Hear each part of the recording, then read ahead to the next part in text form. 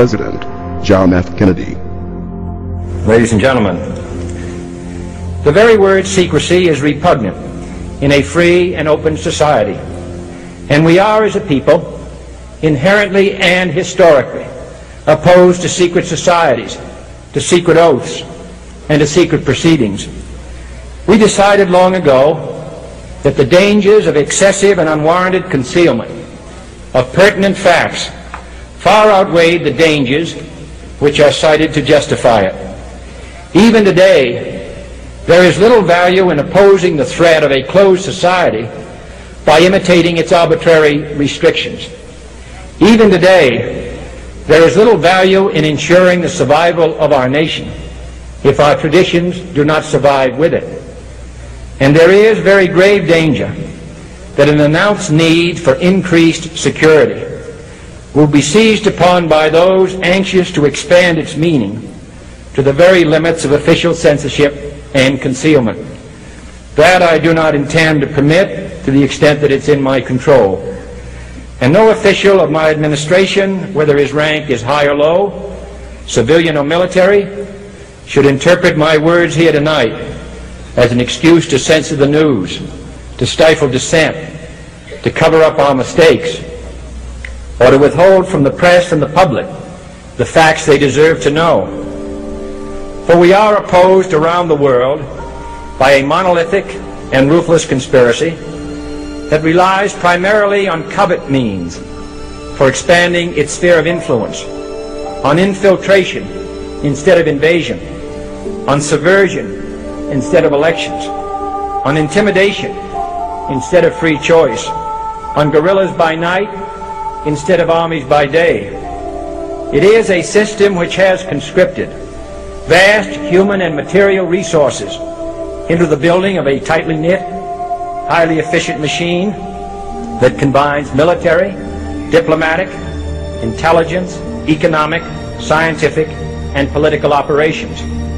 Its preparations are concealed, not published. Its mistakes are buried, not headlined. Its dissenters are silenced, not praised. Its dissenters are silenced, not praised.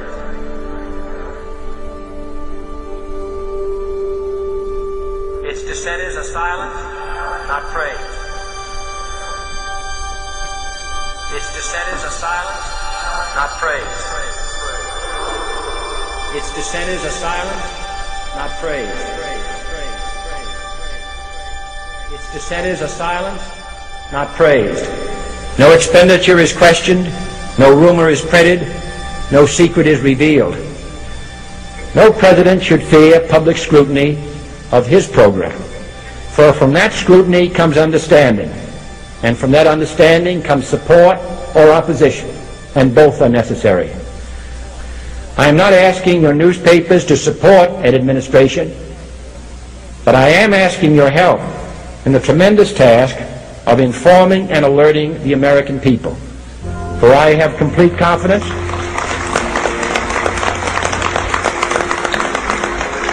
in the response and dedication of our citizens whenever they are fully informed.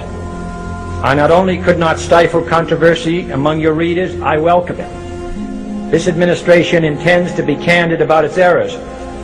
For as a wise man once said, an error doesn't become a mistake until you refuse to correct it. We intend to accept full responsibility for our errors, and we expect you to point them out when we miss them. Without debate, without criticism, no administration and no country can succeed, and no republic can survive. That is why the Athenian lawmaker Solon decreed it a crime for any citizen to shrink from controversy. And that is why our press was protected by the First Amendment, the only business in America specifically protected by the Constitution, not primarily to amuse and entertain, not to emphasize the trivial and the sentimental, not to simply give the public what it wants, but to inform, to arouse, to reflect, to state our dangers and our opportunities, to indicate our crises and our choices, to lead, mold, educate, and sometimes even anger public opinion. This means greater coverage and analysis of international news, for it is no longer far away and foreign, but close at hand and local. It means greater attention to improved understanding of the news, as well as improved transmission. And it means, finally, that government at all levels must meet its obligation to provide you with the fullest possible information outside the narrowest limits of national security. And so it is to the printing press, to the recorder of man's deeds, the keeper of his conscience, the courier of his news, that we look for strength and assistance, confident that with your help, man will be what he was born to be, free and independent.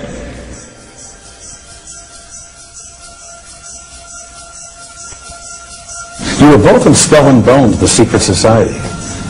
It's so secret we can't talk about it. What does that mean for America? The conspiracy theorists are going to go wild. I'm sure they are. I don't know. I haven't seen the web. Number 322? You both were members of Skull and Bones, a secret society at Yale. What does that tell us? Not much, because it's a secret. Is there a secret handshake? Is there a secret code? I wish there were something secret I could manifest. 322, a secret number? There are all kinds of secrets, Tim, but one thing is not a secret. I disagree with this president's direction that he's taking the country. We can do a better job, and I intend to do it. And we'll be watching. Be safe on the campaign trail. John Kerry, thanks for joining us. And we'll be right back. It's good to be back at the Council on Foreign Relations. As Pete mentioned, I've been a member for a long time and was actually a director for some period of time. I never mentioned that when I was campaigning for re-election back home in Wyoming.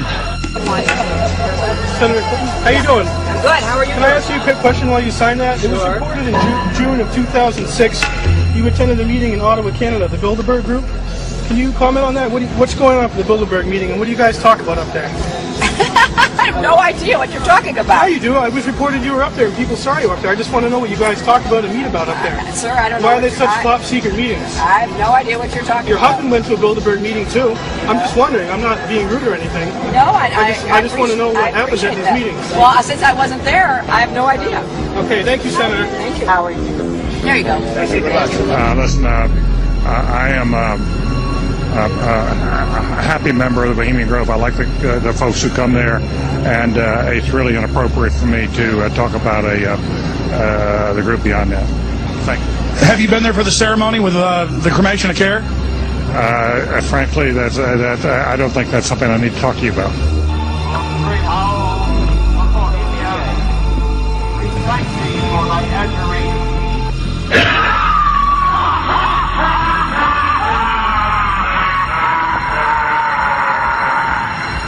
Have you been there for the ceremony with the cremation of care? Frankly, I don't think that's something I need to talk to you about. Really? That's right. Well, I'm Alex Jones, and I snuck in there in 2000. I'm the guy that blew it wide open and got the video. It's been on national TV. Well, I disrespect you for that. You do? I do. But there's a lot of big public officials going in there. Don't we deserve to know? I don't know anything about you, and I don't know anything about your film. But if you go in there with an understanding, you violated that understanding by releasing that film, and I don't respect you for that. Really?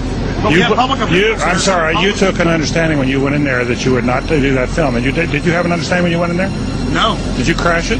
Yes. Yeah, and it has no trespassing signs there too, doesn't it? No, they put them up after. Oh, I'm sorry. I'm sorry, sir. I've been there before. I know what the circumstances are, and I'm sorry you violated the understandings. That was not a gentlemanly thing to do. But what about the ritual? Is the ritual gentlemanly?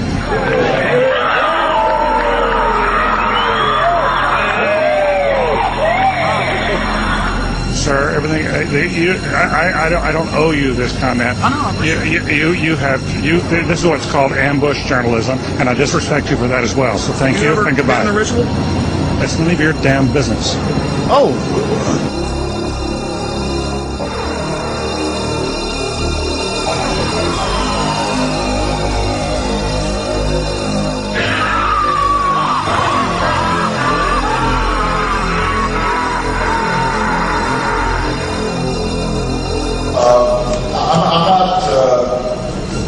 The Council on Foreign Relations, I don't know if I'm an official member. I've spoken there before.